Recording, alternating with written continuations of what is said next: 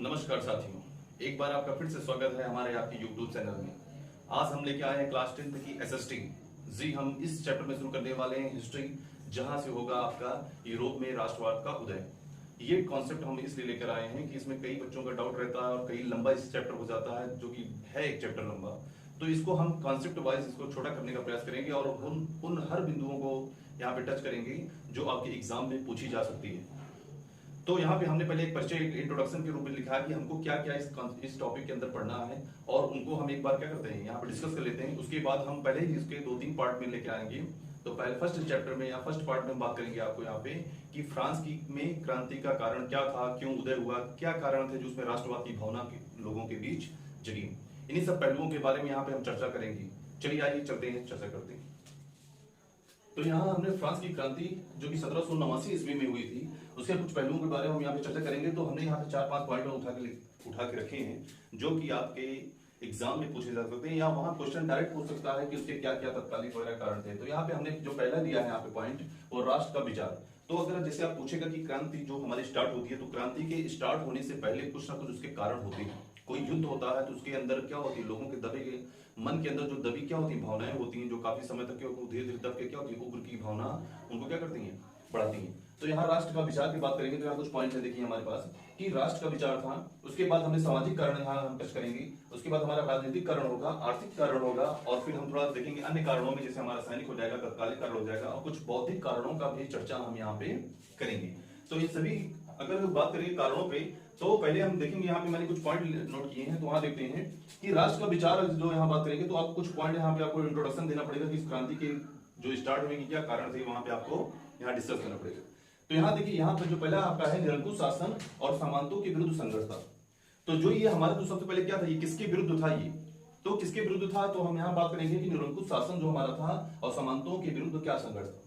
ठीक है, तो यहाँ एक निरंकुश शब्द आता है, उसको भी हम यहाँ पे क्या करेंगे, एक अलग से वीडियो डालकर यहाँ पे क्या करेंगे, उन शब्दों को डिफाइन कर देंगे। लेकिन अभी यहाँ समझ जाएंगे निरंकुश मतलब कि जो नियंत्रण विहीन शासक होते हैं, मतलब उनका कोई क्या होता है, नियंत्रण नहीं होता, केंद्रीकृत सत्ता होती है, सब उनका ही अपना चलता रहता है। तो यहाँ निरंकुश शासन था। और सामंत थे, सामंत ये होता है कि जो राजा होता है और किसान या मजदूर वर्ग होता है, उसके बीच का एक बिचौलिया वर्ग होता है, जो क्या करता है कि जो किसान वगैरह से कर वसूलते हैं, वो क्या करते हैं, उसका एक हिस्सा वो भी ले लेते हैं। मतलब ये समझ सकते हैं यहाँ पे कि ये क्या थे, ये धनी व्यक्ति थे, या हम कह सकते हैं कि उस समय के शासन प्रशासन में ये क्या थे, ये हमेशा हर योजनाओं का बहुत लाभ उठाते थे। ठीक है, ये सामंत वर्ग होते। मध्यम वर्गों का प्रयास था। अब इस राष्ट्र के अगर बात करेंगे, राष्ट्र शब्द की बात भी करेंगे, तो उसमें क्या था, मध्यम वर्गों का भी प्रयास था इस युद्ध के शुरू होने का कारण। मध्यम वर्गों का प्रयास था किसके विरुद्ध था, निरंकुश शासन और सामंतों के विरुद्ध संघर्ष था। तीसरी बात करेंगे कि इस क्रांति से, फ्रांस की क्रांति से विश्व में राष्ट्रवाद की भावना जागृत हुई। अब यह राष्ट्रवाद की भावना क्या होती है, तो रेनन साहब ने उनकी परिभाषा के अनुसार दिया था कि राष्ट्र जो होता है हमारा, एक समान नस्ल होना चाहिए, एक समान भाषा होना चाहिए, एक समान क्षेत्र होना चाहिए, और क्या होना चाहिए, और उस इन सबके एक समान होने के पश्चात वो क्षेत्र जो होना चाहिए, वो आप बड़े क्या करेंगे, त्याग और संघर्षों के पश्चात आप क्या करेंगे, उसका एकीकरण करते हैं, तो वो क्षेत्र आपका राष्ट्र कहलाता है। ठीक है, तो ये रेनन साहब के अनुसार आपकी ये क्या थी, परिभाषा थी। तो ये राष्ट्रवाद की भावना जानने का मतलब है कि सबसे अगर राष्ट्र की बात ही करेंगे यहाँ पे, कि राष्ट्र का यहाँ हो जाता है मतलब कि आप पूर्णतया स्वतंत्र हैं। ऐसा क्षेत्र जहाँ क्या होता है, हर नागरिक के अधिकार क्या हो, स्वयं के अधिकार हो, और वो हर कार्य का इच्छा अनुसार कर सकता है, वहां पे किसी का नियंत्रण नहीं हो सकता। ठीक है, तो स्वतंत्रता होनी चाहिए। तो इन सब बात करेंगे। ठीक है, दूसरा हमारा सामाजिक कारण आता है। सामाजिक कारणों में क्या था, सामाजिक कारण मतलब जो हमारा सोशल वर्ग था, जो सोशल से हम लोग एक दूसरे से जुड़े थे, उनके क्या कारण थे, वहां पे क्या पहलू था कि जिसके कारण हमारा युद्ध शुरू हुआ था। तो यहाँ पे जो सामंत वर्ग है, ये बड़ा खतरनाक वर्ग है, इसकी चर्चा हम करते रहेंगे। ठीक है, ये सामंत वर्ग आया था। तो कहीं ना कहीं युद्ध अगर देखेंगे, सामंती व्यवस्था भारत में भी करेंगे, जैसे मध्यकालीन वगैरह इतिहास में होता है कि अकबर के समय में सामंत वगैरह बीच में होते थे, जो बिचौलिया वर्ग। अंग्रेजों के समय भी ये व्यवस्था चली, जो सामंत वर्ग है, ठीक है, बीच बिचौलिया वर्ग है।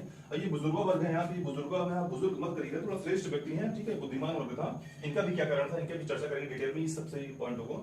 और तीसरा आपका था किसान वर्ग। अब यहाँ किसान वर्ग भी था, तो किसान बेचारे समझते हैं कि वो क्या करते हैं, सारा मेहनत वही करते हैं, और बाद में कौन ले जाता है, बीच का फल कौन ले जाता है, सामंत वर्ग ले जाता है। तो इनकी भी कुछ अभी समस्याएं थी, वो भी आगे निकल कराएंगी। मजदूर वर्ग था, पादरी वर्ग था। तो पादरी वर्ग भी अगर देखेंगे तो सामंत वर्ग में ही क्या शामिल था, तो उसकी भी चर्चा हम करेंगे। तो इन पॉइंट पे हमें डिस्कस करना है। ठीक है, राजनीतिक कारण पे बात करेंगे तो निरंकुश राजतंत्र था। राजनीतिक कारण मैंने बताया कि राजा कैसा था, निरंकुश था, बिल्कुल क्या था, वो जनता के हित के लिए कोई कार्य नहीं कर रहा था, अपना ही बस क्या चाहता था। अयोग्य राजा निरंकुश शासन होगा तो अयोग्य राजा था। और भैया उनकी क्या करेंगे, पत्नी की भी यहाँ पे चर्चा करेंगे। आपकी बुक में दिया गया है लुई सोलाना की पत्नी के बारे में, तो यहाँ मैंने मेंशन कर दिया, उनके बारे में भी चर्चा कर लेंगे। राजकीय अर्थव्यवस्था कैसी थी, तो ये होगा अगर अयोग्य राजा होगा तो राजकीय अर्थव्यवस्था बड़ी चौपट होगी, ठीक है। भ्रष्ट नौकरशाही होगी, जब राजा ही लेने के लायक नहीं है तो क्या होगा, नौकरशाह भी अपना क्या होगी, अपने ही मनमानी से, वहां पे भी सिस्टम होगा खराबी था। प्रशासनिक अराजकता थी, राजा जब राजा का सही नहीं है तो प्रशासनिक अराजकता होनी है, मतलब क्या होना चाहिए, प्रशासन ढंग से नहीं चलेगी सुचारू रूप से, तो वहां बहुत सारी समस्याएं उठेंगी। ये आपके राजनीतिक कारण में आप इसको मेंशन कर सकते हैं। आर्थिक कारण की बात करेंगे तो दोषपूर्ण अर्थ विभाजन था, ठीक है। कर विभाजन की व्यवस्था भी क्या थी, बड़ी दयनीय थी। व्यापार की दशा भी निम्न थी, ठीक है। ऋण का भार लगातार बढ़ रहा था, युद्धों में शामिल वगैरह जो फ्रांस था वो शामिल होने की वजह से ऋण का भार लगातार बढ़ रहा था, तो पैसा नहीं तो देश नहीं, ठीक है। और लास्ट आपका देखेंगे, बात करेंगे तो सैनिक जो तत्कालीन कारण वगैरह थे, तो सेना हमारी क्या होती है, बहुत ही क्या होती है, हमारी रीढ़ की हड्डी होती है। और सेना क्या था, सेना उस समय संतुष्ट नहीं थी, मतलब आपके सपोर्ट में सेना नहीं खड़ी है, तो क्या कारण था, ये भी एक युद्ध का कारण था कि सैन्य असंतुष्ट सेना थी। और तत्कालीन कारणों में देखेंगे तो ये अमेरिका का स्वतंत्रता युद्ध था। अमेरिका का स्वतंत्रता युद्ध ये था कि अमेरिका ने अपने अधिकारों के लिए अंग्रेजों के विरुद्ध लड़ाई लड़ी थी, ठीक है, 1776 के आसपास लड़ी थी। और यही कारण था क्या, फ्रांस के मध्यम वर्ग लोगों के लिए या हम कह सकते हैं किसान वर्ग के लोगों के लिए यही सबक सीखने को मिला कि जब अमेरिका अपने अधिकारों के लिए लड़ सकता है तो हम क्यों नहीं कर सकते हैं। तो ये भी तत्कालीन कारण था उस समय। बौद्धिक कारणों में बात करेंगे, मॉन्टेस्क्यू साहब और राइटर रूसो और वोल्टेयर साहब की सब क्या विचारधाराएं उस समय थी, इनका भी बहुत बड़ा प्रभाव पड़ता है फ्रांस की क्रांति में। तो ये हमने चीज की है, हम इसको क्या करेंगे, स्टेप बाय स्टेप इसको हम एक एक चीज को यहाँ पे आपको डिफाइन करेंगे और इसमें 5-6 पॉइंट को लेकर चलेंगे ताकि आपको कोई क्वेश्चन आता है तो आप कैसे लिखते हैं ये हम चर्चा करेंगे। चलिए आइए देखते हैं, शुरू करते हैं इसको हम डिटेल। यहाँ हमने पहले राजनीतिक कारणों की चर्चा कर दी है, इसके पहले हम राजनीतिक कारणों को समझेंगे। पहले जो सत्ता के अंदर चल रही है, जो प्रशासन के अंदर कमियां चल रही है, पहले हम उसको डिस्कस करेंगे। उसके बाद हम समाज पर इसका क्या दुष्प्रभाव पड़ेगा उसके बारे में हम यहाँ देखेंगे। तो चलिए यहाँ पे हमने देखिए कुछ पॉइंट उठाया था। देखिए हमने पहला पॉइंट यहाँ उठाया था कि निरंकुश राजतंत्र। तो ये जो निरंकुश राजतंत्र था इसका मतलब क्या था, अब निरंकुश का मतलब है किसी उस पर किसी का और अंकुश ना होना, मतलब नियंत्रण ना होना। तो जो हमारा प्रशासन वर्ग था वो क्या था, निरंकुश था, मतलब कि वो ना जनता के बारे में सोचता था, ना आम सभा में जनता की कोई बातें वो सुनने को तैयार था। जो भी था केंद्रीकृत सत्ता थी, जो भी था डिसीजन तुरंत लेना है, उसको कार्रवाई करवाना है। तो यहाँ पे देखिए कुछ पॉइंट है, जैसे आपको कुछ लिखने को आ गया तो आप इसमें 3-4 पॉइंट उठाकर आप लिख सकते हैं, आप 3-4-5 लाइन यहाँ लिख सकते हैं। देखिए क्या लुई जो 14 था, मतलब जो लुई 14वां था वो काफी उग्र शासक था। उग्र शासक यहाँ कहने का मतलब है कि बड़ा खुराफात शासक था। यहाँ उसकी क्या थी, उसकी जो लड़ने की प्रवृत्ति थी वो जनता की बात ना सुनकर, वो देश के हित में न जाकर वो क्या करता था, विस्तारवादी नीति में विश्वास रखता था और पड़ोसी मुल्कों पर आक्रमण कर अपनी सीमा को विस्तृत करना चाहता था। अब इसके करने के लिए जानते हैं कि क्या होगी, एक सेना का गठन करना होगा, जिसने वो किया, एक भारी सेना का भी गठन किया। पैसे भी खर्च करने थे तो पैसे भी उसने खर्च किया, राजकोष के क्या था, राजकोष से पैसे भी उसने खर्च किया। तो यहाँ 2-3 पॉइंट डाल सकते हैं आप कि लुई 14वां जो था वो काफी उग्र शासक था, विस्तार नीति में विश्वास रखता था। तो यहाँ ये कहने की बात है कि वो आम जनता की भलाई न सोचकर सिर्फ अपनी बात रखता था, ठीक है। दूसरी बात करते हैं, जब इनका क्या था, इनका पोता आता है, लुई 15वां आता है, तो इनको जाते जाते अपनी गलती का एहसास हो जाता है और ये अपने पोते को समझा के जाते हैं कि बच्चा जो मैंने गलती की उसको आपको दोहराना नहीं है। लेकिन एक बात करेंगे कि लुई 14वां के बाद लुई 15वां जो आता है वो क्या होता है, निठल्ला शासक होता है। यहाँ हम बात करेंगे अयोग्य शासक होता है, ठीक है। अयोग्य शासक होता है, वो दादाजी की बात तो सुनता है लेकिन कहता है कि आपने जो किया वो आपने तो कर लिया, अब हमको ज्ञान दे रहे हैं, मैं भी अपनी बात करूंगा। और ये क्या करता है, ये बिना सोचे समझे यूरोपीय युद्ध में शामिल हो जाता है। तो कोई तैयारी नहीं होती है, भाई साहब का मूड घूमता है, युद्ध में क्या होते हैं, शामिल हो जाते हैं। और उस समय 70 वर्षीय युद्ध में और ऑस्ट्रिया के युद्ध में बात करेंगे, ऑस्ट्रिया में उत्तराधिकारी को लेकर क्या था, मामला चल रहा था, तो वहां भी अपनी नाक घुसोड़ दिए। और ये क्या की 70 वर्षीय युद्ध उसमें चल रहा था, जिसकी छवि हम भारत में भी देखेंगे। जब हमारा औपनिवेशिक दौर चल रहा था तो वहां पे भी अंग्रेजों के साथ इनकी क्या होती है, हाथापाई होती है। तो ये 7 साल का युद्ध चलता है जिसमें भाई साहब को क्या होती है, हार प्राप्त होती है अंग्रेजों से।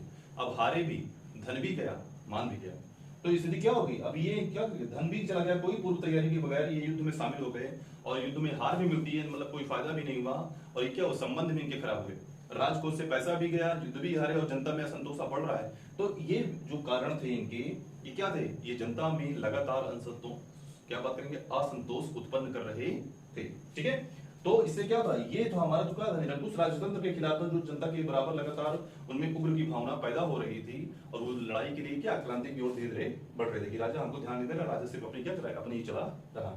दूसरी बात करेंगे, अब इनका भी पोता आएगा लुई 16वां, इनको भी थोड़ी सी क्या होती है, समस्या होती है, जाते जाते है ना, काफी लेट आता दिमाग। लुई 16वां को भी समझ आते हैं, लेकिन भाई साहब इनका पोता लुई 15वां का 16 जब आता है वो भी क्या था, अयोग्य शासक था, मूर्ख भी कह सकते हैं, मूर्ख भी शासक था। वो सत्ता में क्या था, ज्यादा कुछ सक्रियता उसकी थी नहीं, जबरदस्ती उसको थोपी गई सत्ता थी कि भाई तुम उत्तराधिकारी हो, तुम संभालो, अब तुम चले। ठीक है, और क्या होता है, अब ये होता है कि ये दादा की जो कहते नहीं कि दादा की करनी कौन बढ़ता है, पोता ही बढ़ता है। तो वो बस उसी कहानी की इनकी भी है। लुईस सुलामा साहब क्या थे, अयोग्य मूर्ख शासक थे। अब ये सत्ता से परेशान है। आप क्या लिख सकते हैं कि लुईस सुलामा जो था हमारा, वो सत्ता से परेशान था, सत्ता में उसकी कोई सक्रियता नहीं थी, वो जबरदस्ती बैठा हुआ था राजा बस। अगर वो चाहता उसकी बस चलती तो वो क्या था, त्याग पत्र लेकर कहीं भाग जाता। ठीक है, लेकिन बंधा हुआ था। अब वो सत्ता से परेशान था, तो यहाँ पे क्या करना है, इनको बाद में चलेंगे, जनता इनका निपटारा कर देगी जब हम आगे निपटाएंगे इसको। ठीक है, परिणामों में इनका निपटारा होगी। अब इनकी पत्नी बात करेंगे, मेरी एंतोइनेट। ठीक है, थोड़ा अच्छा सा नाम है, याद रख लीजिए, मेरी एंतोइनेट की बात करेंगे। अब यहाँ पे देखिए, जोसेफ द्वितीय की सगी बहन थी। जोसेफ द्वितीय हमारे एक सम्राट थे, ऑस्ट्रिया के पड़ोसी थे, और बात करेंगे उन्हीं की सगी बहन की शादी हुई थी लुईस सुलामा से। ठीक है, अब ऑस्ट्रिया से भी क्या था, ज्यादा संबंध था, क्योंकि आप देख रहे हैं अभी लुई 15वां क्या था, इनके दादाजी ने लड़ाई लड़ी थी और वहां पे हार हुआ था मामला। ठीक है, ऑस्ट्रिया के उत्तराधिकारी को लेकर ये भी अपनी नोक-झोंक किए थे, तो संबंध ज्यादा थे, अच्छे नहीं तो, लेकिन क्या थे। अब मेरी एंतोइनेट क्या करती है, इनके जो मम्मी थी थेरेसा साहब, थेरेसा महारानी, उनको समझा के भेजती हैं कि तुम अपने जाना प्रशासन में कोई कार्रवाई मत करना, तुम अपना क्या रहना, खाना पीना, थोड़ा सा इधर उधर मेकअप वगैरह करना। लेकिन एंतोइनेट के दिमाग में चली कुछ और रहा था। ये क्या करती है, ये क्या करती, इन्होंने क्या किया, प्रशासन में अपनी सक्रियता निभाई। मतलब कि प्रशासन में सक्रियता करने का मतलब इन्होंने कार्रवाई, इन्होंने कानूनी राजतंत्र में जो भी कार्रवाई थी उसमें अपनी भूमिका निभाना स्टार्ट की। और निभाना स्टार्ट क्या किया, तो ये तो मूर्ख शासक थे, इनको समझ में नहीं आ रहा है, और ये लगातार अपनी पत्नी के कहने पर कई चीजों में क्या गलत निर्णय लेते हैं। ठीक है, अब यहाँ पे देखिए, जनता की हालातों से दोनों लोग बेखबर है। ये तो बड़े घर के घराने के थे, राजा आप थे, राजा को भी समझ सके, लेकिन राजा तो मूर्ख था ही। ठीक है, ये भी बड़े घर से आती है ना, और ये भी जनता की हालातों को समझती नहीं, उस समय जनता में क्या चल रहा है, भुखमरी का दौर चल रहा है, और ये अपने क्या रहे, ऐशोआराम में फिक्स हैं और अपना मामला चला रही है। ठीक है, एक इसमें घटना भी बड़ी प्रिय घटना है कि ये जाती हैं कभी हालात में, ठीक है, मार्केट वगैरह में, तो वहाँ पे लोग मिलते हैं, जब इनसे बताते हैं कि हम भूखे हैं, हमको रोटी नहीं है खाने को, तो ये क्या करती हैं, अगर ब्रेड नहीं है तो केक खाइए। अब बताइए उस समय इनको कौन बताया कि रोटी से ज्यादा महंगा केक होता है, कौन कौन केक खाएगा। ठीक है, लेकिन ये बेखबर थी, ठीक है, वो लगा नहीं। तो इन सब प्रयासों से बात करेंगे तो राजा और रानी भी मिलकर क्या कर रहे हैं, क्रांति की ओर जनता को ढकेल रहे हैं। ठीक है, तीसरा इसमें स्टेप आपका आएगा राजकीय अर्थव्यवस्था लिखेंगे। जब बात करेंगे तो राजकीय अर्थव्यवस्था क्या होगी, जब अयोग्य राजा होगा तो मामला भी क्या होगा, खराबी होगा। अब यहाँ राजशाही खर्चों का हिसाब नहीं था, राजा के प्रशासन में राजशाही खर्च के लिए कोई लेखा जोखा होता नहीं था, और संविधान में, उनके संविधान में कोई ऐसा नियम नहीं था कि इसमें राजशाही खर्च के लिए किसी से कोई मांग पत्र लेना पड़ेगा। मतलब क्या था, अपना पैसा था, जाइए निकालिए, खर्च करिए, कोई नहीं। अब जब लेखा जोखा नहीं होगा तो राजस्व का हिसाब ढंग से नहीं होगा कि राजकोष में कितना पैसा है, कितना आया, कितना खर्च हुआ, कितना बचा हुआ है। तो ये सब व्यवस्था क्या थी, अव्यवस्था के रूप में शामिल थी। अब बात करें सामंत वर्गों के ऊपर कर का प्रावधान नहीं किया गया था। ये लोग पैसे वाले आदमी थे और इनके ऊपर क्या धक्का लगाया नहीं गया था। पादरी वर्ग वगैरह, मान लीजिए पादरी थोड़ा धर्म से रिलेटेड थे। ये सामंत वर्ग क्या थे, ये व्यापारी वर्ग थे, बीच के लिए इनको ऊपर कर नहीं लगाया गया। तब कर बड़े लोगों में लगाया जाए तो आप किसान के ऊपर थोप रहे हैं। राजस्व वसूली में भी कमी देखी जा रही थी। अब ऊपर की व्यवस्था चल रही तो नीचे भी क्या खाद्य पीने संबंध से राजस्व वसूली में ढिलाई की जा रही थी और बीच का पैसा गायब होता चला जा रहा था, कोष में नहीं आ रहा। ठीक है, और इसके बाद मराबो साहब वगैरह जैसे कुछ सभा में थे जो उनकी सलाह देने के लिए तैयार भी थे, तो राजा रानी ने मिलकर सामंत वर्गों की सलाह से उनको क्या किया, उनके सलाहों को खंडन कर दिया गया। मतलब मानने को भी तैयार नहीं, उधर से क्या हो रही है, मामला सबली पर जा रहा है। तो ये सब क्या थी, राजकीय अर्थव्यवस्था भी क्या थी, इनकी सिस्टम से नहीं थी, जिसके कारण क्या था, इस राजनीतिक कारणों में फ्रांस की क्रांति की ओर जनता को लगातार संतोष कर रहे थे। तो ये 3-4 पॉइंट आप लिख सकते हैं अपनी लाइन में, 3-4 लाइन बनाकर, और आंसर को क्या करते हैं, अच्छे से समझा सकते हैं। लास्ट इसमें जब आता है, चौथा आपका आता है भ्रष्ट नौकरशाह। भ्रष्ट नौकरशाह का मतलब है कि राजा का कंट्रोल यहाँ पे नहीं है, तो नौकरशाह क्या होगी, अपने हिसाब से चलेंगे। अब जो यहाँ पे होती थी, हमारे यहाँ क्या होता है, हमारे यहाँ जब सिलेक्शन मोड होता है तो हम लोग एग्जाम देकर क्या होते हैं, सेलेक्ट होते हैं, लेकिन वहां पे नहीं था भैया। यहाँ पे क्या घूस वाला सिस्टम पहले से ही चल रहा है। तो यहाँ पे चयन योग्यता के आधार पर ना किया जाता था, सेना में पैसों के आधार पर जो जितना पैसा टेंडर बढ़ता था उसको उसी हिसाब से सीट दी जाती थी। मतलब योग्यता के आधार पर नहीं होगा तो ऐसे ही नौकरशाह क्या होंगे। अब जो पैसा दे के आएगा वो पैसा भी अंदर से लेगा। तो पैसा लेने की बात यहाँ पे करेंगे कि ये सब क्या थे, मनमानी तौर पे चला था। राजा अपने हिसाब से क्या है, जबरदस्ती बैठाए गए हैं और ये अपना काम कर रहे हैं। लेत्रदा कासे, उस समय लेत्रदा कासे का शब्द होता है फांसी शब्द में, एक वारंट जारी होता है, कानूनी तौर पे एक वारंट जारी होता था। ये वारंट इस तरह का होता था कि जिसे आपको अचानक किसी भी टाइम आपको पकड़ा जा सकता है और बिना मुकदमे, बिना किसी सुनवाई के, बिना किसी अपील के आपको जेल में किसी भी समय तक रखा जा सकता है। तो ये जनता के अधिकारों का हनन कर रहा था, और जनता के अधिकारों का हनन करने का मतलब है जनता काफी तेजी से असंतुष्ट हो रही थी। उसमें बुजुर्ग वर्ग जो थे, आपके वकील वगैरह जिसमें आते थे, बुद्धिमान लोग आते थे, लेखक वगैरह, वो बहुत ही क्या करते, असंतोष होते थे। और इस वजह से बात करेंगे कि अगर वो कोई शासक को कोई खत वगैरह लिखते भी थे कि वर्तमान में सामाजिक परिवर्तनों के हिसाब से कुछ नियमों में बदलाव करिए, लेकिन क्या था, सब बेखबर थे और परिवर्तन से क्या थे, कुछ नहीं लेना देना नहीं था। जैसे सिस्टम चल रहा है, नौकरशाह भी क्या करे, अपने को छोटा राजा समझते थे और अपने हिसाब से कार्य करते थे। अब बात करते हैं प्रशासनिक अराजकता में। अब जब सिस्टम अपने मन से हो रहा है तो जाहिर सी बात है प्रशासनिक अराजकता का होना बेहद जरूरी है। ठीक है, बेहद जरूरी होने का मतलब निगेटिव रोल में है। ठीक है, यहाँ पे तो यहाँ बात करेंगे केंद्रीकरण व्यवस्था लागू की गई थी। मैंने बताया लुई 14वां क्या कहता, केंद्र के शासन स्थापित किया था, जो भी डिसीजन लेगा राज्य करेगा, उसमें आम सभा का कोई भी बात होती ही नहीं थी। लेकिन अगर बात करेंगे तो अब केंद्र हो गया था कमजोर।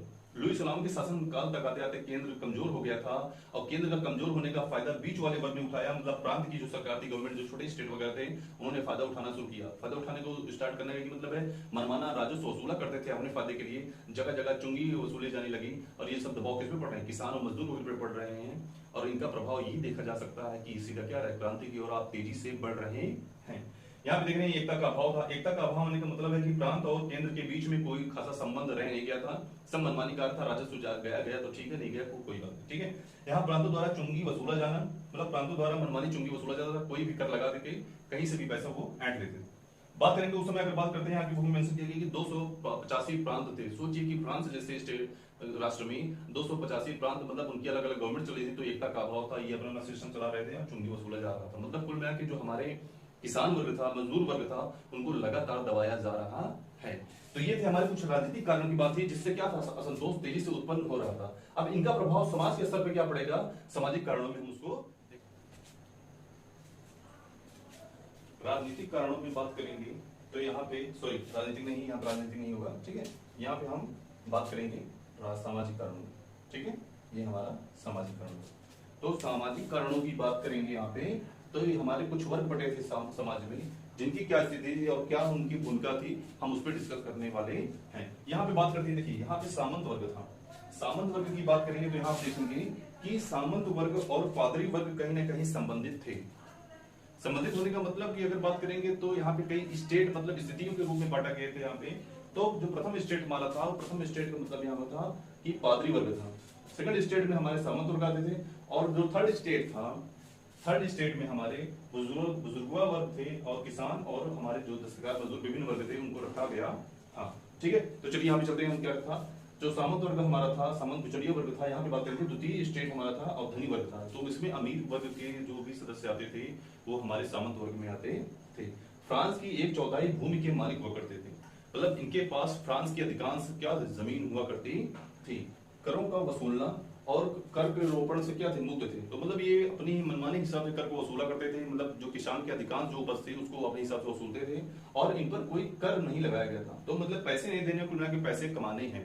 तो ये वर्ग लगातार क्या धनी होता जा रहा था। और इसके भी अन्य कारण वगैरह थे कि जैसे अन्य कारण वगैरह क्या थे, ये जैसे कोई किसान वगैरह अपनी भूमि बेचता भी है तो उसका ये 5वां हिस्सा रखते थे। मतलब उसके परमिशन के बगैर जमीन बेच नहीं सकता है। और उसके कई, देखिए जैसे चक्की वगैरह हुआ करती थी, उसका भी इस्तेमाल ये क्या करते थे, अपने व्यवसाय के लिए करते थे। और अगर किसान के खेतों में अगर कोई जंगली जानवर वगैरह भी आ जाता था तो किसान की इतनी हिम्मत नहीं होती थी कि वो उसको क्या करते हैं, रोक दें, क्योंकि ये क्या करते थे, शिकार करते थे। मतलब कुल मिलाकर अपने मनोरंजन के लिए हर व्यवसाय इन्होंने लागू की थी। तो ये अन्य कारणों में भी आ सकता है कि ये क्या थे, ये हमारे जो तृतीय स्टेट के थे, मतलब किसान और मजदूर वर्ग हुआ करते थे, उनको लगातार दबा रहे थे। ठीक है, तो ये आपके सामंत वर्ग में लिखना है कि उनकी क्या क्या कमियां थी, कैसे कैसे उन प्रभाव डाल रहे थे हमारे क्रांति को बढ़ाने के लिए। ठीक है, हमारा जो आता है दूसरा हमारा स्टेट था पादरी वर्ग आता है। ये प्रथम स्टेट था। ठीक है, प्रथम स्टेट होने का मतलब ये अपने स्वतंत्र कानून और संगठन के नेता थे। मतलब ये किसी तरह के कानून बना सकते, इनका अपना खुद का न्यायालय होता था और ये कोई संगठन भी बना सकते थे, इन पर भी कोई कंट्रोल नहीं था। फ्रांस की भूमि की बात करेंगे तो 5वां हिस्सा ये क्या थे, इनके नाम थी, चर्च के नाम थी और उसी चर्च के नाम से ये जनता से भी राजस्व वसूला करते थे। कुल मिला के ये इनका भी राजस्व वसूलने का कार्य था। और जब पैसा आएगा तो इसमें जो बड़े पादरी वगैरह थे, इसमें 2 पादरी को बांटा गया था, एक उच्च था एक निम्न था। तो बड़ा पादरी वर्षाय में रहता था और क्या करता था, वैश्वराम में पूरी तरह से लीन था।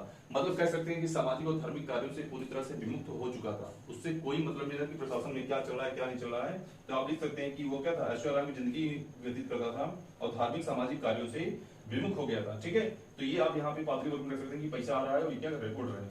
तीसरा आप आता है यहाँ पे बुजुर्गवा वर्ग। बुजुर्गवा वर्ग की बात करेंगे तो ये मध्यम वर्ग था, प्रबुद्ध वर्ग था। इसमें वकील डॉक्टर वगैरह आया करते थे, व्यापारी वगैरह आते थे। तो ये हमारा क्या सबसे हमारा प्रबुद्ध वर्ग होता था, बुद्धिमान वर्ग था। और इनकी क्या थी, इनकी भी अपनी एक समस्या थी। ये भी क्या चाहते थे, ये चाहते थे कि हमको तृतीय स्टेट से निकाल कर हमको सेकंड स्टेट में डाल दिया जाए, मतलब सामंत के समान डाल दिया जाए। इनकी अपनी समस्या चल रही थी। ये भी क्या करते थे, अपने डिमांड करते थे। इनकी केवल इच्छा थी समानता की चाह, इसलिए क्रांति की ओर क्या रहते हैं, इनकी भी सामाजिक असंतुष्टता बढ़ती चली जा रही थी। ठीक है, इसके बारे में नेपोलियन साहब ने भी कहा था कि क्रांति का कारण स्वतंत्रता नहीं बल्कि समानता थी। तो ये प्रबुद्ध वर्ग था जिसका प्रभाव आप क्रांति में देख सकते हैं कि इनके लेखों के द्वारा, इनके अपने प्रयासों के द्वारा काफी क्या थे, काफी चर्चे में थे। तो ये अपने एक स्थिति लेके चल रहे थे कि हमको समानता चाहिए, हमें कुलीन वर्ग से ऊपर होना चाहिए, हमको सेकंड स्टेट में डालना चाहिए, जबकि इनको थर्ड स्टेट में किसान वर्ग में डाल दिया गया था। ठीक है, थोड़ी सी जायज भी थी। तो यहाँ बात करते हैं आपका किसान, ये सबसे हमारा क्या था, दबा कुचला वर्ग था। इसकी बात करेंगे, इसकी मेहनत थी और क्या करते, खा कोई और रहा था, तृतीय स्टेट में शामिल था, ये हम बात करेंगे। और ये क्या था, हमारा सबसे सुविधा विहीन वर्ग था। सुविधा विहीन वर्ग का मतलब इससे कोई यहाँ पे सुविधा इनको दी नहीं जाती थी। मैंने बताया कि जंगली सुअर वगैरह अगर आदि जाती है, जंगली जानवर, तो इनको मार नहीं सकते, मतलब फसल का भी नुकसान होता था और सामंत वगैरह इनका इस्तेमाल करते थे। इनकी जो अधिकांश आमदनी थी, उस अधिकांश आमदनी का क्या करती है, कर देने में खर्च हो जाता था। तो उनको क्या लगता था कि मेहनत हमारी हो रही है और मुनाफा किसको, सामंत वर्ग को मिल रहा है।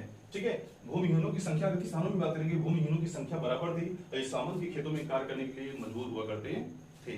तो ये 2-3-4 पॉइंट है कि किसानों की असंतुष्टि थी, क्यों थी, किसान क्यों असंतोष थे। तो ये आपको लिखना है कि सुविधा इनको नहीं मिलती थी, अधिकांश आमदनी को खर्च देने में क्या था, कर देने में चला जाता था, और इनकी संख्या भी क्या थी, भूमिहीनों की संख्या लगातार बढ़ रही थी और मजबूरी में काम करना पड़ता था। ठीक है, अब विभिन्न वर्ग में बात करेंगे तो यहाँ पे विभिन्न वर्ग में हमारे यहाँ फोकस करेंगे दस्तकार और मजदूर। दस्तकार मजदूर की यहाँ बात करेंगे तो काम था उस समय फ्रांस की, उस समय बात करेंगे 18वीं-19वीं सदी की बात करेंगे तो यहाँ पे जो हमारा औद्योगिक क्रांति थी वो भी बाल्यावस्था में थी। बाल्यावस्था का मतलब अब यहाँ शुरुआती चरण में चल रहा है, तो विकास नहीं था। तो दो हमारे दस्तकार मजदूर थे, वो छोटे छोटे कुटीर उद्योगों में काम करते थे। लेकिन इसी समय 1786 में ईडेन की संधि होती है इंग्लैंड और फ्रांस के बीच में, और इस संधि में इंग्लैंड अपने सामान फ्रांस में भेजना शुरू कर देता है, मतलब कि बना बनाया सामान फ्रांस में आना शुरू हो गया है, और छोटे छोटे उद्योगों पे क्या बहुत तेजी से प्रभाव पड़ने लगा। और वहां पे क्या थे, हमारे मजदूर बेरोजगार होने लगे, जो दस्तकार मजदूर थे उनके पास काम नहीं, और वो क्या बेरोजगार होना शुरू हो गए। इसके बाद इनकी हालत दयनीय होती चली गई और इनके अंदर भी असंतोष उत्पन्न होने लगा प्रजातंत्र के राजतंत्र के विरुद्ध। तो ये कुछ हमारे सामाजिक कारण थे जो कि क्रांति की ओर तेजी से इनकी भावनाएं बढ़ रही थी। ये देखेंगे ये क्या थे, ये हमें प्रभाव क्या कर रहे थे, ये हमारे क्रांति की ओर धकेल किसको रहे, बुजुर्ग वर्ग, किसान और हमारे दस्तकार, और इनके पीछे आप समझ रहे हैं इनका शोषण किस प्रकार से हो रहा है। तीसरी यहाँ पे बात करेंगे आर्थिक की बात करेंगे, आर्थिक कारण में क्या होता है उसको चर्चा। यहाँ आर्थिक कारणों की बात करेंगे यहाँ पे, तो आर्थिक कारण से हमारे क्या प्रभाव यहाँ देखने को मिलते हैं कि पहला तो हम देखते हैं कि दोषपूर्ण अर्थ विभाजन। दोषपूर्ण अर्थ विभाजन का मतलब है कि जो हमारी अर्थव्यवस्था की थी उसका विभाजन भी क्या था, बड़ा विभिन्न था।